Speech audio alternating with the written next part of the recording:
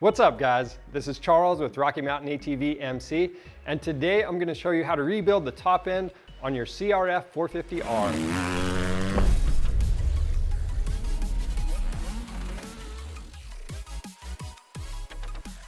It's important to keep up on your bike's maintenance and service intervals, and that way you get the best performance out of the bike, and hopefully that will help you avoid any costly repairs down the road. Now, that's why we're rebuilding the top end on this roached out 2005 CRF450R, and it's actually part of our Roadster Racing series where we take a bike that's completely worn out, rebuild everything, and then we're gonna go race it. So be sure to check that out, and even though we're working on an 05, this procedure will be similar for CRF450Rs from 02 to 08, and even some of the X models. So make sure you refer to your service manual for any steps that are specific to your bike. To do this job, we'll need some basic hand tools, rags, some safety glasses.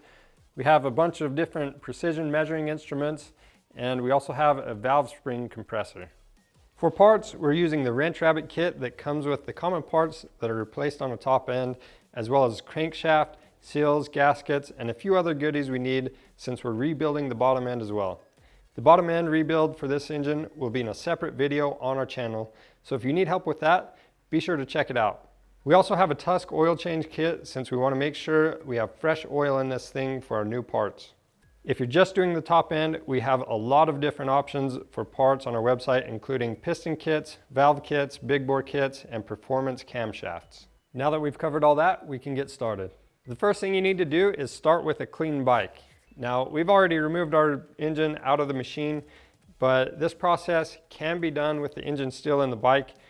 So to gain access to the top end, you'll need to remove a few things, including your seat, gas tank, radiators, exhaust, and upper engine mount. Throughout the process, pay attention to anything that doesn't quite look right. Take some notes so you can give it more attention later on. Now that we have access to the top end, what we need to do is remove this spark plug. So what we're gonna do, there's actually a hole on the side of the cylinder head, and we can blow through that hole and it'll blow out any dirt that's built up around in there so it doesn't drop in. So I'll take our air hose, blow out any dirt. The next thing we'll do, we'll take our spark plug socket and we'll loosen this thing up. After that, we'll take these three 10mm bolts from our valve cover off.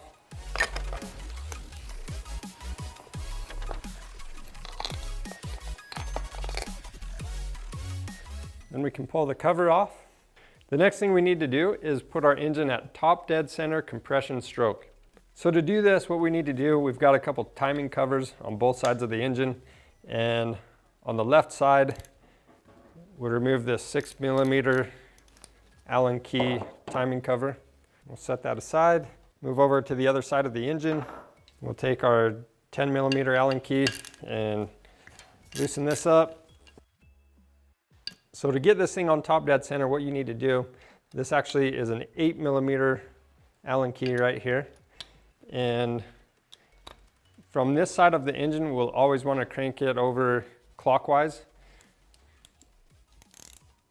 So basically what we're looking for, there's a dot on this gear down here, but we can be 360 degrees off. So what we need to do, we'll line a dot on this side, and then also on our stator cover, we'll line up a line with the cover coming from the flywheel. And then we also need to make sure that our camshaft gear has both lines lined up with the two dots on the cam holder. The next thing we'll do is measure our valve clearance, and that way we know if we need different valve shims in here as we reassemble. So we'll start with the intake and write those measurements down.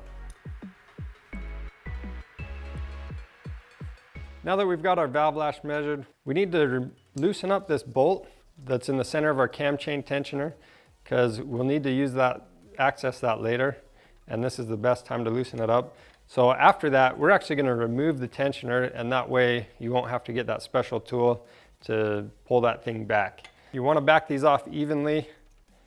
So something is clearly wrong with ours. We've got a bunch of slack in our chain already, and I'm guessing this tensioner is broken. So normally this thing would be out, and you need a special tool in this backside to crank it back in, or you can use a small flat blade screwdriver to do that. So with the chain loosened up, what we need to do is remove this cam sprocket. To do that, we actually have a cam gear holder from Motion Pro, and we'll just put that in place.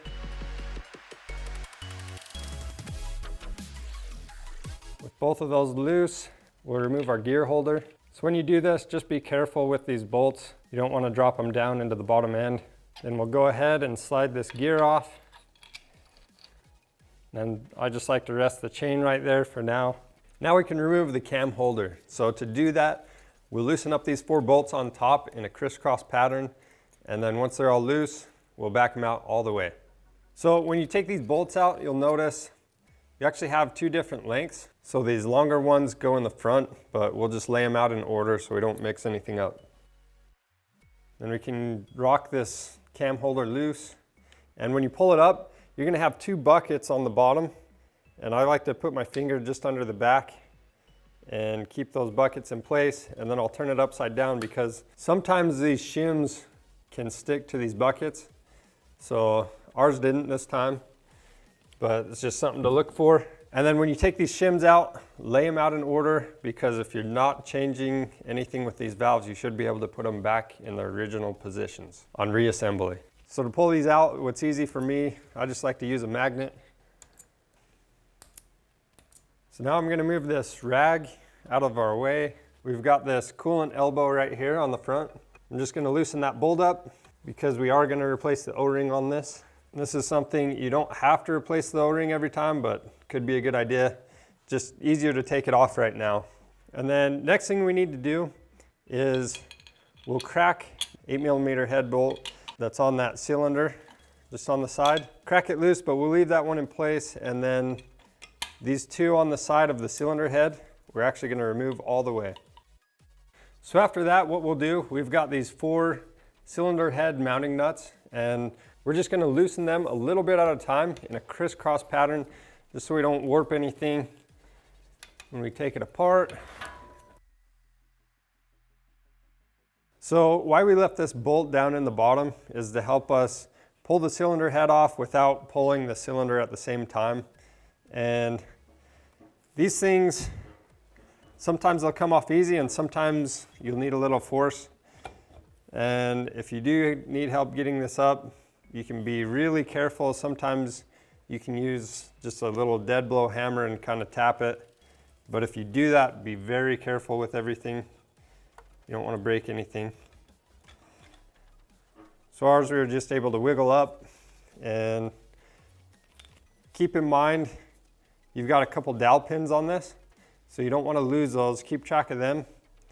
And we'll go ahead and lay all this out on our rags so we don't lose anything. Take our head gasket off.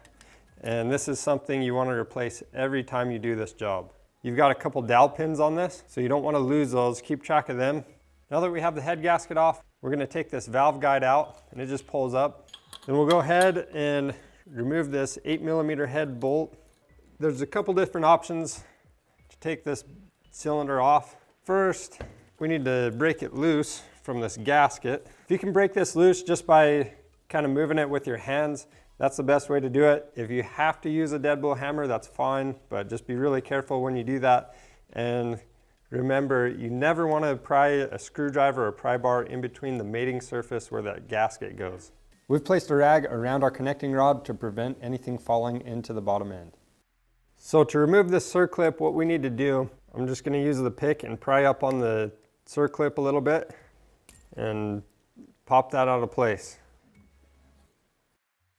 You'll slide that wrist pin out of the way, or piston pin, whatever you want to call it. And you can already see on ours, we actually have a bunch of galling going on right there, so that's something we're going to want to pay attention to. We also need to check for up and down play in the connecting rod. If there's any play, you'll need to replace it. So as we pull this cylinder off, this base gasket, sometimes it can leave some material behind on your case halves. So we're going to want to clean any of that off. So I'm just going to take a little contact cleaner on the Scotch-Brite, and then we'll go along these surfaces, make sure they're clean and smooth. And again, if you had chunks of material, which luckily we don't, you'd actually take this scraper and just kind of work along it.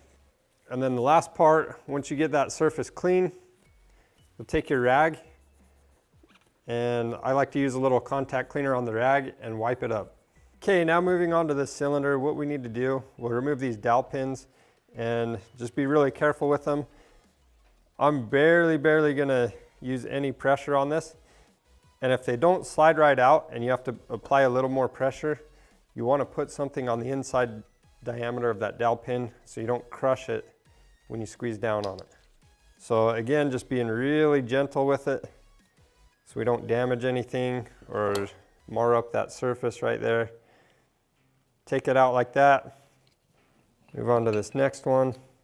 So this dowel's pretty tight on ours. So what I'm gonna do, I'm gonna put this, we got an 11mm socket right there. I'm just gonna put that in place, and that way I can apply a little more pressure and help get this out. And I'm not gonna be doing anything where it's actually gonna damage it. And these surfaces here, they're still good. So after that, what we can do, we're gonna take this gasket off, and I usually try to find a loose spot, and that way you can try to pull all of it up as much as possible in one piece. So we'll see if we can find a loose spot on this one. Okay, so this back corner actually popped up pretty easy. So I'm just gonna start there and just start peeling it up. And you can see it's leaving stuff behind, that's okay.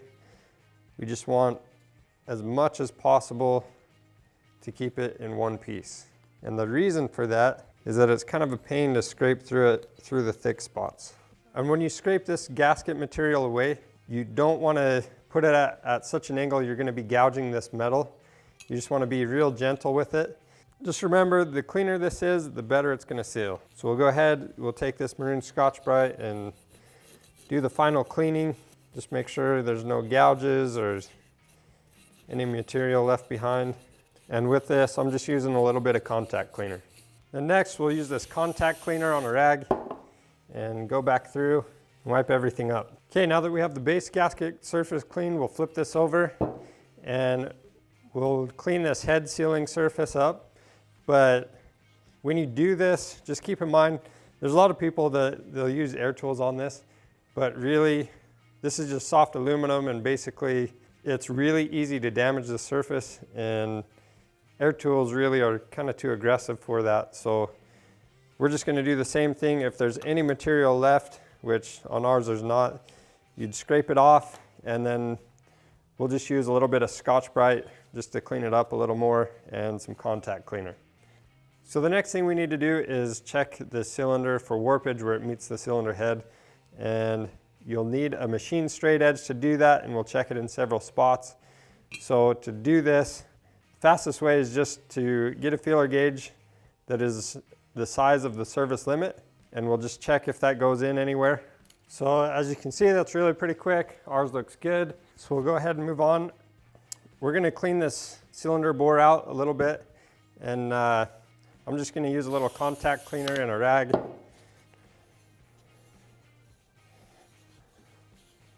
Okay, so we've just kind of cleaned this up a little bit for the preliminary inspection, and basically we're going to look where the piston rides and check for any serious scuffing or damage to the cylinder wall. Basically, you can take your glove off, and if you run your fingernail across this surface and it catches on anything, then you're probably going to need this cylinder replated because it's a Nicosil liner. Now, this is a really hard coating, but it's super thin, so if it gets damaged, it does need to be recoated. On our cylinder, we don't have any real noticeable damage that we can fill with our fingernail, so this cylinder is going to be reusable. Honda doesn't recommend honing these cylinders out because of the way this liner is so thin, but over the years, what I've seen everybody do, basically you'll use a hone that's designed for the Nicosil, and you'll just get in and get out really quick, make a couple passes, because you do want the cross hatching to be in there. So to hone this cylinder, we're actually going to use a ball hone to do it. And when you do it, you're definitely going to want to have some oil on the inside of the cylinder and on the hone. And Flex Hone actually does make an oil for that. So the other thing, you're going to want to have your drill going at a slow speed. Get in and out really quick with this type of cylinder. We're not really trying to take anything off. We just want to have some cross hatches in there. And we have this clamped in our vise, just in some soft jaws, and then we also have a rag to help protect it. And it's not really clamped down that tight, just snug enough to hold it. And we don't have anything clamped where our cylinder head is actually going to come in contact with the cylinder.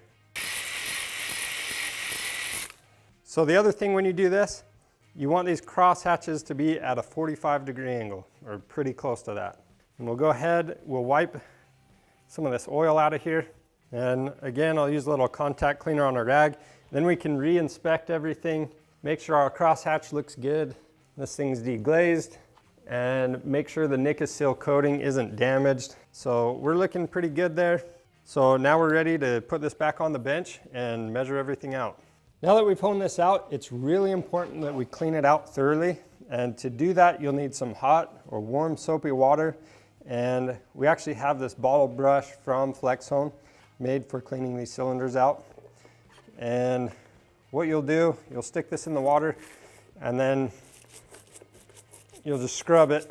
And then another thing we'll do, we've got these holes that our studs run through, and we'll run a brush through those as well. Then we'll go ahead and take our cylinder and rinse it off in some clean water. After that, we'll go ahead and blow it off. Make sure it's completely dry before you move on, and get some oil on the cylinder liner as soon as possible. Usually pistons, they'll just come in one size, but sometimes piston manufacturers, they'll offer 3 different sizes for the same bore. And to determine which size you need, you'll use some snap gauge, and you'll measure front to back in the top of the cylinder, middle, and towards the bottom, and write all those measurements down. And then you'll turn this 90 degrees, and then you'll measure top, middle, and bottom again. And then what you'll do, we'll go ahead and show you one. You'll take this over to the micrometer, then we'll write this measurement down and compare it to specs, and then you'll compare those 3 different options to your cylinder, and then you want to get the one that best matches the piston to cylinder clearance specification. The next thing we could do is measure this old piston to check to see if we can reuse it, but the service interval on these dirt bikes is so frequent, I can't ever imagine a time that you'd actually take this piston out and reuse it. So we'll just set this one aside. Ours has quite a bit of wear and a little bit of scuffing, and we're just going to reuse the new piston. And to do that, we're going to get our rings out and check the ring end gaps. If you don't know what the compression ring is, basically on this piston, even though we have 4 individual pieces, really we just call it 2 different rings. Basically, you have the compression ring, and these 3 pieces make up the oil ring. So some pistons, you'll have a second ring, that's your scraper, but on this one, the end gap that we need to worry about is this compression ring. So we'll go ahead, we'll install that into the cylinder, and we need to square it up. So what we'll do, we'll take our piston and we'll just put that square with the top of the cylinder, and then we can measure our end gap. So the spec on this ring end gap is 0.31 to 0.45 millimeters, or 12 to 18 thousandths of an inch. So what we'll do, we'll start with the minimum end gap that we need, and that slides in nice and easy, so we know we're okay. Usually you won't have to do anything with this. Manufacturing is really good nowadays. So we'll jump up and check the service limit just to make sure, and that one won't go in, so we know we're okay. If you did have to make this gap bigger, if it was tighter than 0.31 millimeters or 12 thousandths of an inch, basically what you would do, take this out, then you can take a file, and what you'll do, you'll clamp this down into the vise and take the ring and rub it up and down on the file, but you want to make sure you're cutting this down squarely. And we do actually have a video on that, so be sure to check that out if you have any more questions. So now what we need to do is put the rings on this piston. To do that, what we'll do, we'll put this oil rail with its opening on this side right here, and when you put it on, these gaps just need to touch each other. Make sure if they overlap, that is not the right way. So they just barely need to seat against each other. So those are butted up against each other. So these side rails basically will make a Y for the gaps. So this gap's facing forward. It is possible to break them, so Just be really careful with them when you're working them on. So we have a gap here, and then we'll make another gap on this side over here. This will be the top side rail.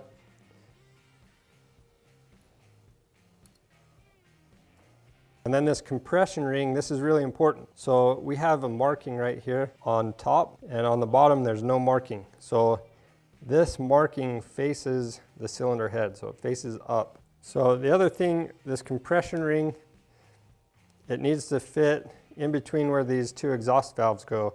And how you know these are the exhaust valves, intake valves are bigger, the exhausts are smaller, but we also have that arrow that faces the exhaust. So basically, you can line this top ring with the R facing up and with the gap in line with that arrow. The next thing we need to do is oil everything up for assembly. So we just took some oil from our oil bottle and put it in this cap. You can use an oil can too, whatever you've got. And we'll take this and put a bunch of oil on our piston and these rings. Basically, you want to thoroughly coat everything for startup. And before we install this, what we'll do, it's easier to put the circlips in with the piston out. So we'll go ahead, we'll install one circlip into this piston, and that way, with this actually sitting on the rod, we only have to install one more clip. And when you install these, they either need to face down or straight up. One of the two.